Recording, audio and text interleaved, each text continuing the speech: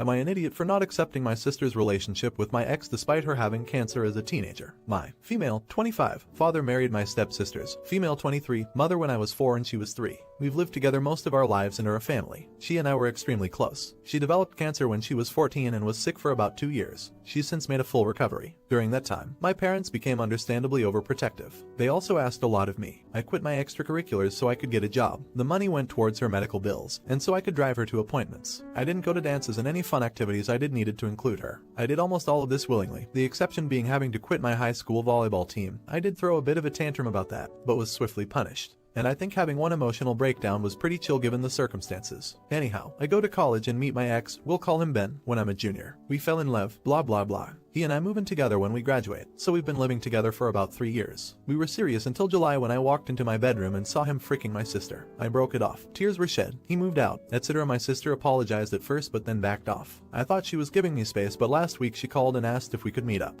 She told me that she and Ben were in love and were just telling me as a courtesy before they started posting photos online. Distraught, I left her in the restaurant by herself and did not pay my portion of the bill. She later texted me asking for the money. She told my parents, who then called me to their house, telling me how disappointed in me they are for not supporting my sister's relationship with Ben. They brought up the fact that because she had cancer as a teenager, she never learned proper social etiquette and has a hard time meeting people. I don't buy this, in part because I've seen her socialize just fine, and since we spent a good chunk of the time she was sick together, that would also mean that I should have bad social skills as well, by that logic. They then told me that if I don't accept my sister and Ben's relationship, they may have to go no contact with me. I reminded them that I'm also their daughter and they should understand my point of view, but they are adamant that this is about me being jealous of her. For the record, I'm not jealous of her. I'm not upset that Ben picked her over me. I'm sad about the end of the relationship and do feel betrayed. But Lord knows that I don't want to be with a cheater. What I'm upset about is the fact that my sister chose Ben over me, that she slept with Ben knowing he and I were in a long-term, committed relationship, and continues to be with him knowing how much it hurts me. Now no one in my immediate family is talking to me and I'm getting messages from aunts and uncles and cousins telling me that I'm an idiot and a selfish butch. Edit. Thank you everyone so much for your comments. This has gotten more attention than I expected and I am having trouble keeping up, so if I don't say thank you, then thank you. I've been given a lot of food for thought. TBH, while I've had moments where I've been resentful or upset about my teenage years, I've always thought that I did the right thing for my sister and for my family. And that time wasn't all miserable. I was very close to my sister and we made things as fun as we could. But I didn't think of it as an abdication of my parents' responsibilities or that they were doing wrong by me, which many of you pointed out. I definitely have a lot to think about. Thank you again for making me feel less crazy about all of this. Update. Sometimes you can only laugh. Just got off the phone with my cousin who saw this post and said he could explain a few things. I asked him why he was on Reddit instead of school. He asked me why I was on Reddit instead of work, and I said touche. He told me that after my conversation with my mom, she went to his house and talked to my aunt. And here's the deal. Turns out my sister is not only in a relationship with Ben but 4 months pregnant, which means she and Ben were fricking for longer than I had even guessed. Apparently my parents are so adamant that I forgive her because I'm already ruining their experience of their first grandchild. That's right, I'm less important than my stepmom posting ultrasounds to Facebook. This is where we're at. Anyhow, I called out of work sick the rest of the day and I'm going to drink a lot of alcohol. Like, a lot of alcohol, and then start thinking about what the frick I'm going to do. I was asked for an update and thus, here I am. 2 things to clarify before I update. 1. I didn't have a shitty childhood. The favoritism started when my sister was diagnosed. I moved out soon after and have been pretty independent since then. Not saying that how my parents treated me during those years were okay, but I wasn't Cinderella. 2. I did not drink myself into oblivion. I had 2 white wine spritzers, but I appreciate the concern from folks. Anyhow, the update. I got in touch with my sister and asked her to meet up again at a park, no bill involved. I asked her if she was pregnant and she told me the truth. She said she wanted us to still be in each other's lives and that she wanted me to be in her babies. A Redditor, and I forget who, I'm sorry, mentioned that she may ask me to be the godmother and that person was correct. But as many of you pointed out, if I didn't cut her off, I'd just become her bank and daycare employee. So I told her I could no longer be in her life, and I left her crying on a park bench and felt like the shittiest person in the world. I emailed my parents and told them how betrayed I felt and that I'd be cutting off contact with them. To my stepmom's credit, she apologized. She explained that she never thought my sister would live to have kids and that she let her emotions get the better of her. Understandable. My dad said nothing, which is honestly what sucked the worst about all of this. Ben tried messaging me from a burner account for the first time since the breakup, but I blocked him without reading it. I didn't go nuclear and post the story to Facebook as some suggested, but I sent an email to the extended family members who I care about. I explained the situation and how I'd be distancing myself from my family. Some have made it an us versus them situation, and as much as I appreciate the support, feeling like I'm in some valiant battle just makes me more tired. so I haven't been talking to much of anyone in my family. I feel lonely and crappy, but I think I made the right decision. Anyhow, not the most exciting update in the world, but hopefully everyone knows that I'm not dead. I do really appreciate the support I've gotten. It made me smile during a really shitty time. And hey, if anyone in the greater Boston area wants an extra guest at Thanksgiving, let me know. Would you invite her to Thanksgiving? Let me know in the comments. Now, you won't want to miss the next story. Am I an idiot for telling my boyfriend he's a bad person? So recently my boyfriend got some dental trays for his teeth done. Molds of your teeth, which can be used to put product in to whiten your teeth. He's done this before but lost his last set of trays, so went somewhere new to get some new trays done. My boyfriend told me that when going to pick up his dental trays, the receptionist just gave him the trays without asking for payment.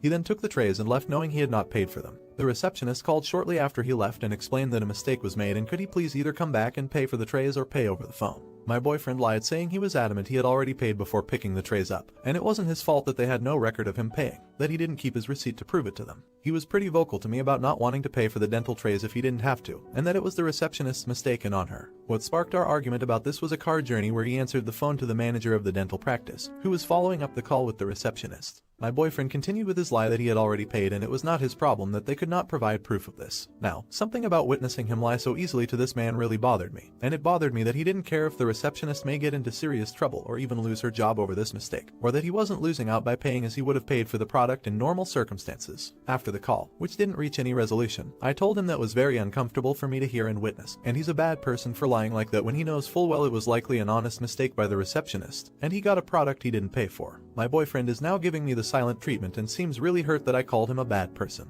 He says most people would avoid paying for something if they didn't have to. Am I an idiot? Should I apologize? Update. Thanks for the rewards. A lot has happened since my opus. I spoke to the manager of the dental practice. I explained that my boyfriend, BF, had been open to me about not paying and that he doesn't plan to. The manager said a letter was already on the way demanding the payment, and if BF fails to pay, the court proceedings will begin. He was thankful I called and knew it was their mistake, but was surprised by my BF's attempts to argue with him. That's a good result for now. I didn't plan on telling my BF as I wanted to end it. There were too many red flags, so I decided I couldn't ever truly trust him, and I didn't want to add fuel to the fire. But before I got to end our relationship in person, I learned another painful lesson. Recently my BF's laptop broke. This was fine as it was old and he can't work from home anyway. He sells cars, so he's used mine. Earlier this week I'm on my laptop working and went to check my personal emails, except my BF's email was still logged in when I opened the webpage. I went to log out but saw the most recent 30-ish emails were all from the same person, a girl. This was weird, as who emails like that to converse anymore? I know it was an invasion of privacy, but I clicked onto the emails. I deduced this was a girl from his work.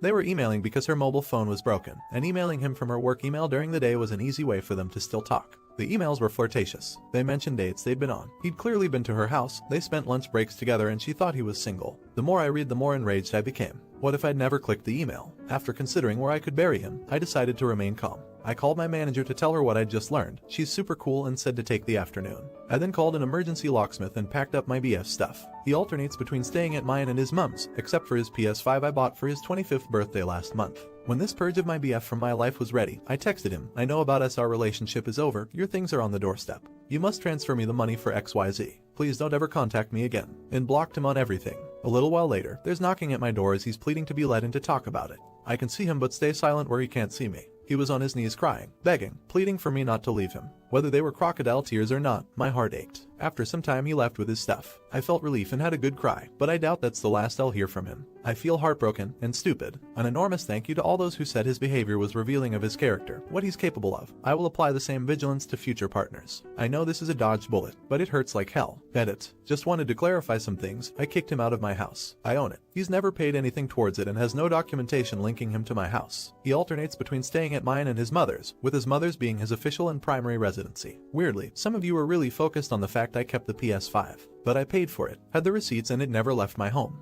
I feel like retracting this gift. He's had little over a week as an idiot tax is morally justified after he's been a 5 idiot. And last time I checked, this was a moral judgment, not a legality sub. I think they'd be very different comments if this was the other way around and he'd just given me an engagement ring and then found out I was cheating not even 2 weeks later. Yes, it'd be mine under the jurisdiction of a gift.